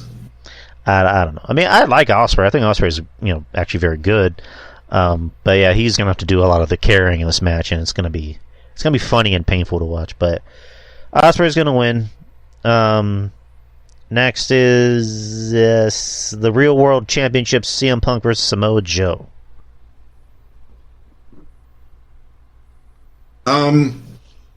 They really haven't been doing much with this Real World Champion. It's like Punk keeps talking about it, but nobody else is really latching onto it, including MJF, who should be. I mean, granted, he's in other stuff, but still that should be getting his attention. It's a little bit weird. But if they're going to do this thing, Punk has to have that Real World Champion for a long time so they can make some money on the damn thing. And I also don't think that Punk loses at the biggest wrestling event of all time, and Samoa Joe has lost plenty, and he's plenty okay with losing, and I don't think he can wrestle past 10 or 12 minutes anyway, even if it's slow paced and a lot of posing. So CM Punk retains his X Division Championship. Yeah, this is gonna be a 12 minutes or under match. I think it's weird how they pretty much just gave this match away for free TV, a few months ago. So, and now they're having this match. So I don't know. I think they should have saved it for Wembley. But yeah, Punk's gonna win because it's the biggest event, for wrestling at the moment, in Wembley, and you're not gonna have Punk not win. So. Next is the 6-man tag team match for the Trios Championship. House of Black versus Billy Gunn and the Acclaimed. I am extraordinarily upset about this, but I do think it's going to be Billy Gunn and the Acclaimed. Why are you upset? Because I like the House of Black. They work for me. Yeah. They're spooky. They're big. They can work together as a team. All three of them are pretty good professional wrestlers. I know Brody King has those indie instincts, but when he's with these other two, it works. The Julia Hart thing is ridiculous. And the Acclaimed, I mean, it's just a feel-good kind of thing, and I still think it's weird that he walks around thinking that, acting like these are his kids when his own kids are in the same promotion. It's just... and typical AEW storytelling is exactly daddy-ass backwards, because the dude takes a loss, he retires, leaves his boots in the ring, and then the rivals try to coax him back into the ring by stealing his boots and destroying and burying his boots to get him back in the ring when their goal is to beat him so that he goes away again. It makes no sense. The guy took himself out of the game. That should be that should be the end of it. But now, I like the Acclaimed. I even like their stuff with Daddy Ass a little bit. It was amusing when they have a good rap. It's a good rap, but I don't know. Its shelf life has expired for me as a face run, and I'm not particularly invested in this. So I prefer the House of Black. The other problem is that, in my mind, some factor in some of these predictions is that some of these belts were on Collision limited or Collision exclusive stars or talent, and that rules out 2 out of the 3 AW television shows for their WWE titles. So it's sort of difficult to believe that there's going to be any titles on people who are primarily or exclusively Collision that count. So that's another part of it, is that I think that if you're mostly or exclusively Collision, you're sort of starting in a little bit of a hole. Yeah, I'll go with House of Black because they're interesting. I like the group. I mean, I like Black. I like Aleister Black. Brody King, I think, is kind of a fucking moron, but he works. And Buddy's good. I really do like Buddy, even though I hate saying the name Buddy. Julia Hart doesn't bother me. I mean, it seems like a lot of people hate on Julia Hart. She doesn't bother me. I think she's kind of out of place, but she doesn't really bother me. She's fine. She's fine. She doesn't do anything that's overly offensive or bad. She's fine in her role. That's just me. But right, but it plays no role there. It doesn't make any sense. She's not intimidating. And I always think it's stupid that when you surround the 4 sides of the ring, and unless the woman actually looks like Rhea Ripley or is Rhea Ripley, I mean, Julia Hart is not surrounding one side of the ring. You're leaving an entry place. And if anyone feels they're trapped, if they don't all just bum rush her, it's idiotic. I mean, it's good that they found something for her to do, but don't they have anyone that's scarier on their roster? Isn't Abaddon not doing much of anything? I mean, they never give up on this other woman. I don't know why, because she sucks, but couldn't that be somewhere where Nyla Rose could be helpful and not harmful? I don't know. It just seems like there could have been a million other people other than Julia Hart, aside from the fact that, I guess Tony likes her and thinks that she's cute, so wanted to give her something to do, which is good. That's okay. It's just she doesn't work for me as a spooky, scary character. Right. I think Scarlett's much better in that role. Yeah. She's got more gravitas. She's got more size. She can wrestle a little bit. Right. All right, main event time. AEW World Heavyweight Championship, MJF versus Adam Cole. Baby. All right. Long and short of this thing is, I know everybody's fantasizing Adam Cole is the one that turns heel and it's the championship and then forms this new kingdom or new undisputed era. I don't think that's going to be the case. I think MJF is not a face. He's a heel. He's going to be the devil. He even used when Cody said, I know he's a scumbag, but he's my scumbag. He said, I'm your scumbag. Now, MJF is the devil, and he's going to be the one that turns heel. And I would not be surprised if because Adam Cole chose MJF over Roderick Strong and his own fans, that they chose MJF over their old friend, because their old friend wasn't really as good a friend as they thought he was, and he's shown it time and time again, by not going to bat for Bobby Fish and this, that, and the other thing. How come he's not helping the Elite? They're getting beat up all the time, and he's too busy, playing video games with MJF, whatever it is. I mean, there's plenty of real stuff to go with that.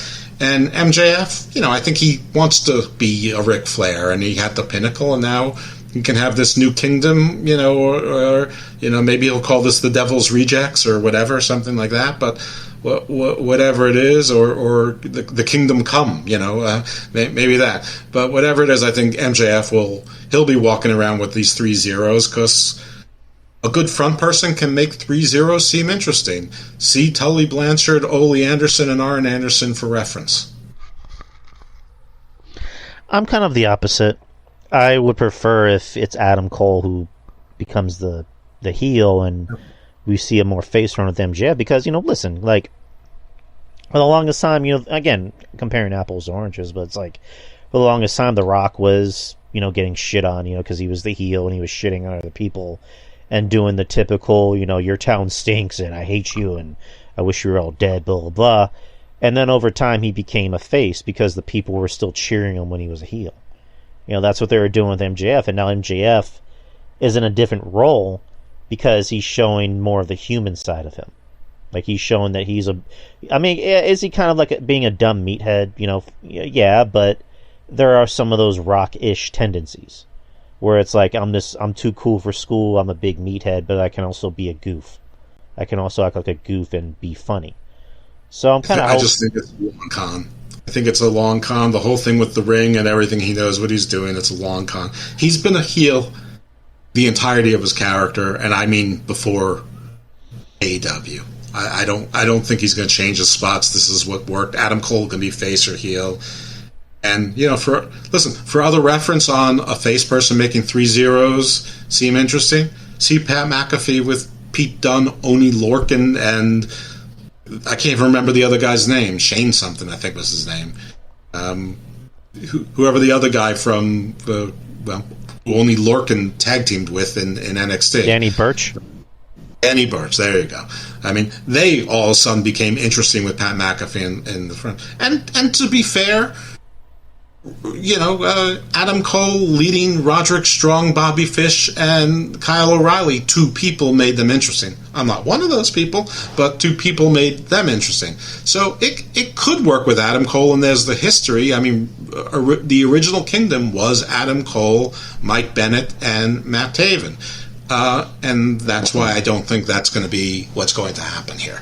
I think that they've done a good enough job here by tricking people, like you and many people into thinking that MJF has had a change of heart and is a good guy, and Adam Cole brought it out of him, and then Adam Cole is going to be the one that turns on him.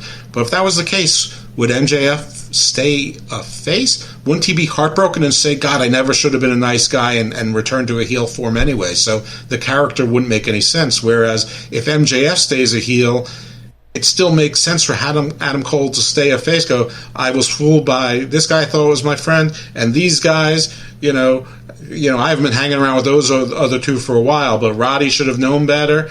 But I still have other friends, and then he can rejoin the Elite, and then you can have another faction feud, which is what AEW loves to do. One, because it's easy booking, but also because Tony Khan has 3 too many rosters plus Ring of Honor, so that's how you get people on TV, is through factions, and then people who join ancillary as factions, like Takeshita and Penta and Phoenix and Eddie Kingston, whatever, in all of these feuds. I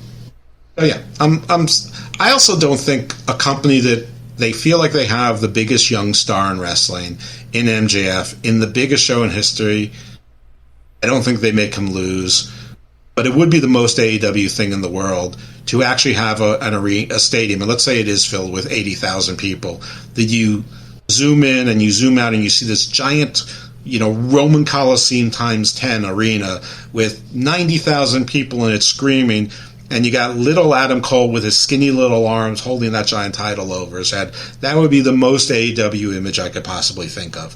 I don't think even they're that stupid. Yeah, you never know. That's true. It's Booker of the Year, Tony Khan. But that's AEW All In. That's going to be tomorrow at 12 p.m. Central.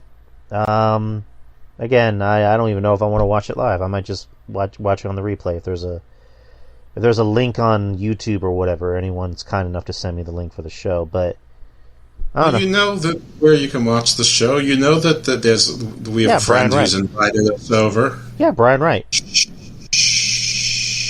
Don't make it public. Dr. Brian Wright. Don't snitch. How is it snitching when it's public? It's not public. This is a private group of sorts. Of sorts. Yeah. But we do have a friend whose name I can't mention for reasons that don't make any sense. You already did. Whatever, Jeff Lippman. If there's your real name. It isn't. So there. What's your real name? I'm not telling you. You're a snitch. Whatever. I'm not a snitch. That is my real name. However. But yeah, shout out. But yeah, that's pretty much everything. We covered pretty much everything that needed to be covered. Was there anything of interest you wanted to bring up? No, I just felt bad because I owed you a show, and this was a big week in wrestling, so I figured this would be a good time to do it. Obviously, I'm wrong because there's only 2 people in the live audience. So wrong again, Lippman. Hey, I mean, the way I see it, it doesn't matter if we have 2 people or 20 people or 200 people. What matters is that we have people listening. Well, that's true. I mean, listen, that is a very lovely way. I just figured the hot summer record, keep people inside, give them something to do.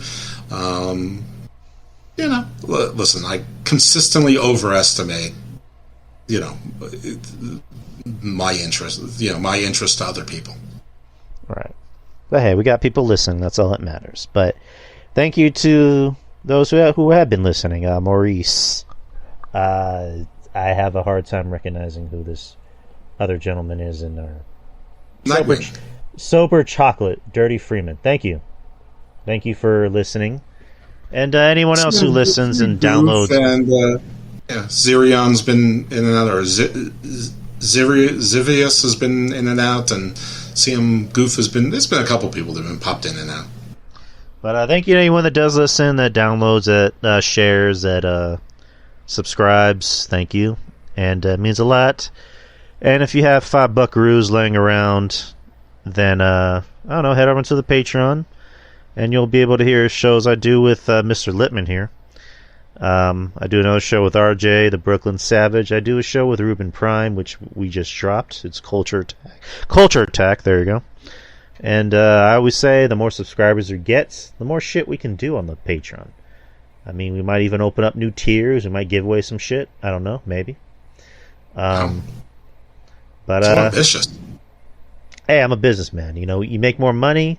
You gotta keep making the people happy. That's the way I see it. But and also my show, the Wednesday show, every Wednesday night after AEW Dynamite, 9 p.m. Central Time. I do here with Justin, who has not a show but a store here in San Antonio called Spinebuster Tees. It's a wrestling store. It sells all types of wrestling memorabilia, action figures, Funko Pops. If you follow him on Instagram, you can get updates as to what he's selling at his store. So I believe he's got some Terry Funk.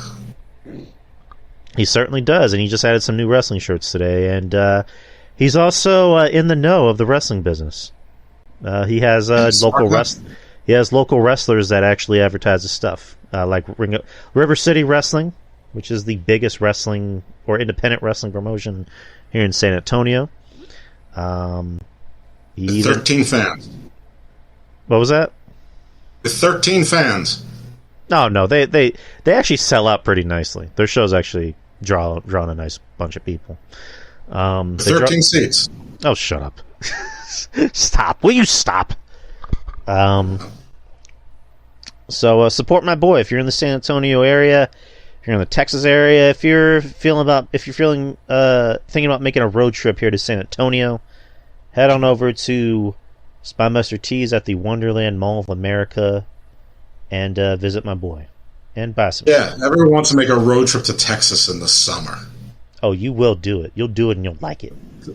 To Southwest Texas in the summer. Sounds great. You're really selling this fucking store.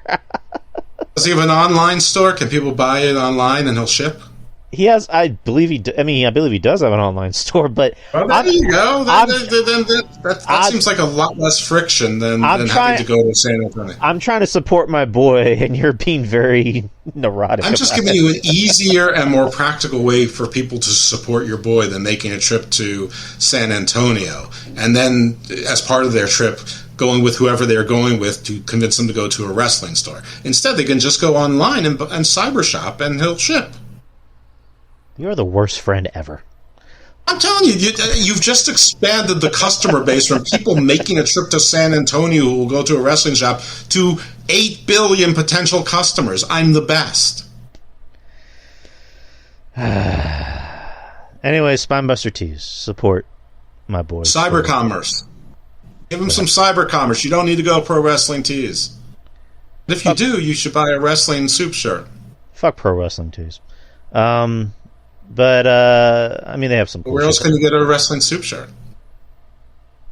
I don't know. I don't think anywhere else. I think you have to go to the Pro Wrestling Tees. Maybe you can carry them at Spinebusters, and you can order those cyber and support two things at once. You think about that? You see how good a friend I am to everyone? You just ruined this whole segment. Anyways. I just made this whole segment. I just made this entire show worthwhile. Whatever. Anyways, Spinebuster Tees. Support them in any way. Justin, you're welcome. In any way you see fit. Jesus Christ. Even though every week he says he watches AEW for great wrestling matches. And I'm not saying there are no great wrestling matches on AEW. There are.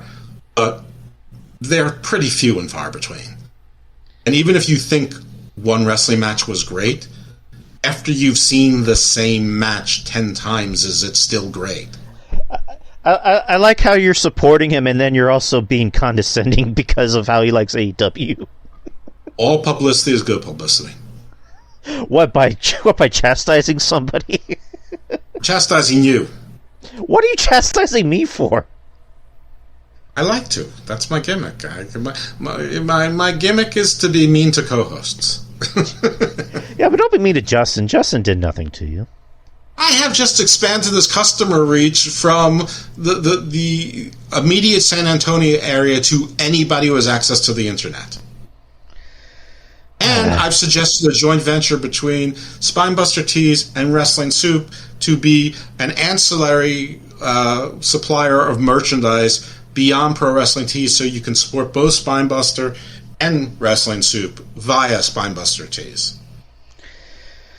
If you say so. Anyways, because Wrestling Soup doesn't maintain a store; they don't maintain a stock. But with shipping and all, I don't think they do anyway. I think I would have known that by now. But Spinebuster Tees does. Look at this; it's a joint venture. It's beautiful.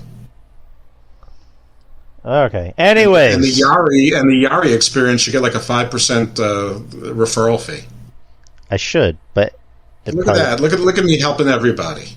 Well, it probably won't happen. But anyways, guys, support all of our friends. Support all of our friends that are part of the wrestling business or in the podcasting business. Support everybody.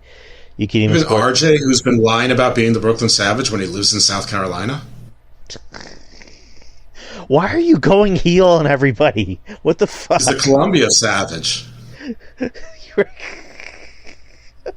Where in Columbia is he? Where in Columbia is he?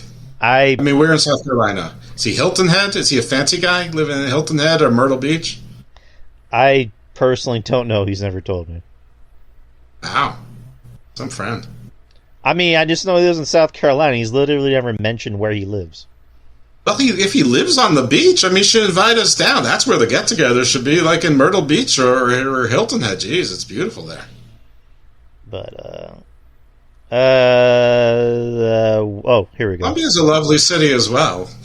Very nice, very picturesque. Walterboro.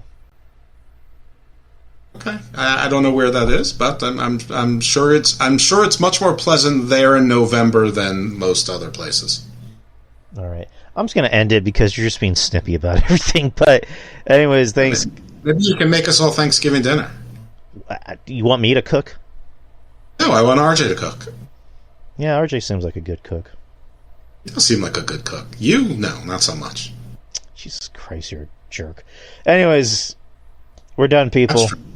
We're done, people. Enjoy All In tomorrow and have fun. Don't watch All In tomorrow. Don't give money to this stupid company, please. Or not. I don't give a I don't give a fuck what you do. Just giving money to cocaine dealers. I really don't give a fuck what you do. Watch All In or don't. Go to the movies. Play something. I don't know. Touch grass. Touch ass. Touch titties. Do whatever the fuck you want to do. I don't care anymore. With consent. With don't consent. Touching ass and titties with consent. You mean without consent? No, I mean with consent, you filthy animals. No, you said don't be touching ass and titties with consent. Without consent. Yes, I don't know. I mean get consent. Whatever I said, I mean get consent. Have consent first. God, you're so snippy today. Anyways, we're done, people. Bye. Snippy every day.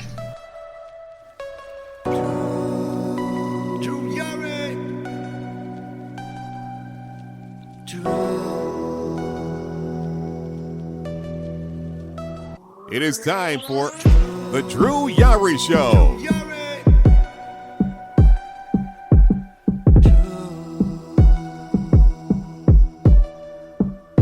Drew Yari.